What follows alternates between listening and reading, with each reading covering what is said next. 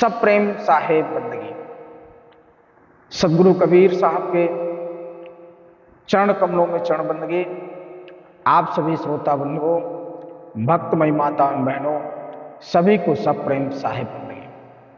प्रिय श्रोता बंधुओं, आप सभी सदगुरु कबीर साहब के अनमोल शब्दों, अनमोल वाणियों चैनल के माध्यम से श्रवण करते हैं। सदगुरु कबीर साहब की बहुत ही सुंदर शब्द है। बीजक शब्द नंबर 12 में सदगुरु कबीर साहब कहते हैं, संसार के लोगों को साहब ने अपने शब्दों से समझाने का प्रयास सदा किया और उनके शब्द अटपटे लगते हैं लोगों को सुनने में, लेकिन उनकी वाणी में हर एक शब्द में कुछ ना कुछ छुपा होता है। आइए जानते हैं सदगुरु कबीर साहब क्या कह रहे हैं। सदगुरु कबीर साहब कहते हैं कि संतो मते मातु जन रंगे, संतो मते मातु जन रंगे, पिया पियाला प्रेम सुधारस, मत वाले सत्संगे, अर्धे अर्धे बाटी रोपनी लेत करा सरगारी, संतो माते मातु जन संगे, मुते मदन काटि कर्म कशमल, संतित चुवत अंगारी, गोरख दत्त वशिष्ठ व्यास कपि, नारद सुक मुन जोरे, बैठ सभा शंभु सनकादिक, तहाँ फिरे अद्भुत कटोरे, अम्बरीश और याग जनक जड़, शेष सहा सुख फाना, कहा गनो अनंत कोटि लो, अमहल महल दीवाना, और ध्रुव प्रहलाद विभीषण माते, माती सेवरी नारी, निर्गुण ब्रह्म माते वृंदावन, अजम लाग कुमारी, असुर नर मुनि यति पीरे औलिया, जिन रे पिया तिन जाना, कहीं कबीर गूंगे शक्कर की, कहीं कबीर गूंगे की शक्कर, क्यों करे करे बखाना। सदगुरु कबीर साहब के शब्द अचंभे हैं। अब इन शब्दों को अगर आपको बिल्कुल जैसा लिखा है ज्यों का त्यों पढ़ेंगे, ज्यों का त्यों समझेंगे, तो अर्थ का अनर्थ हो जाएगा।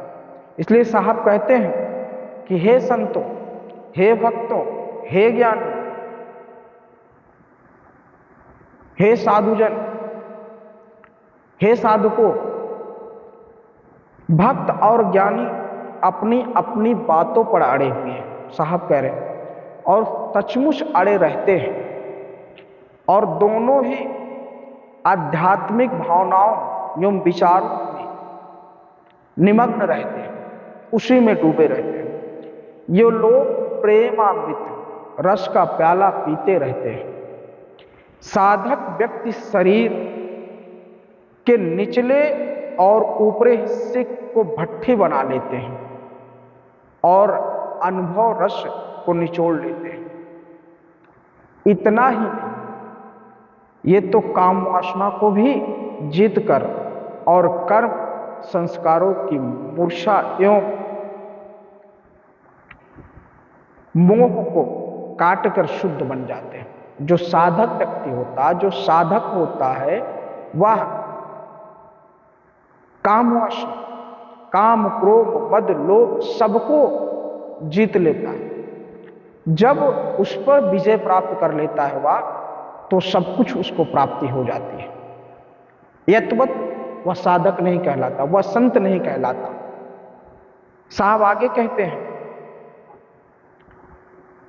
कि इनके हृदय रूपी मात्र में अनुभव रस निरंतर टपकता रहता है हे संतो, इसी आध्यात्म रस के रसिक गोरखनाथ, दत्तात्रेय, वशिष्ठ, व्यास, हनुमान, नारद, सुखदेव मुनि, शंभु, शनक, सनंदन, सनातन, शांतनु कुमार, अम्बरीश, याकलब, जनक, जड़ भरत, हजार मुख वाले शेषनाग, त्यागी, गृहस्थ, ध्रुव प्रहलाद, विवेशण, सबरी, सुरनर, मुनि, यति, पीर, औलिया आदि बैठे हैं।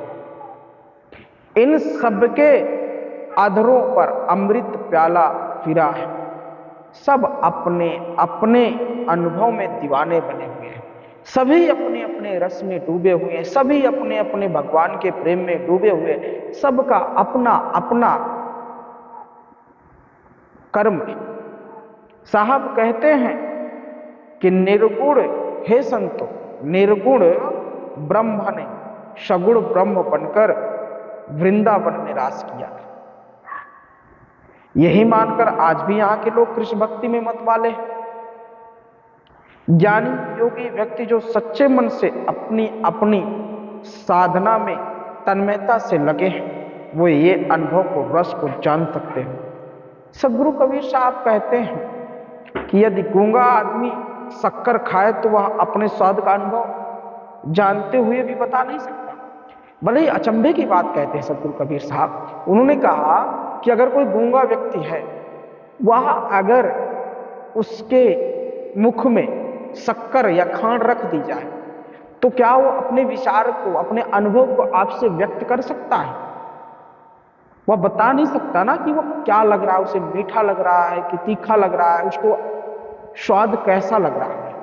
उसका उस स्वाद का आपको वह अनुभूति जो होती है वह आपको बता नहीं सकता। उसी तरह सच्चा साधक ही, कहते हैं ना, उसी तरह सच्चा साधक ही अनुभव कर सकता है। अनुभव, क्योंकि अंदर अनुभव कर सकता, वो बताने वाली चीज नहीं है। जो प्रेम होती है भक्ति में, जो साधना होती है भक्ति में, जो कहते हैं ना एक रस होता है, उस रस को व्यक्त नहीं किया जा सकता। उस रस को हम किसी से या कहें कि हमें वह मिल रहा है किस प्रकार से, ना हम व्यक्त नहीं कर सकते। उसका सिर्फ हम अनुभव कर सकते हैं। उसका रसोपादन, हम रसपान कर सकते हैं इंद्रियों के द्वारा, श्रवण इंद्रियों के द्वारा। और क्या कहते हैं, कोई अगर सत्संग, भजन, प्रेम भावना सुनाता है, क्या होता है, वो रसोपान करते हैं, उसे आप ले सकते हैं। लेकिन जो अंतर आत्मा का ज्ञान होता है, अंतर आत्मा के अंदर जो स्वाद विराजमान होता है, जब वह अनुभूति होती है तो आप वह किसी से व्याख्यान नहीं कर सकते, उसे आप किसी को बता नहीं सकते, समझा नहीं सकते हैं। भक्ति में वह शक्ति है, भक्ति में वह प्रेम है, भक्ति में वह रस होता है।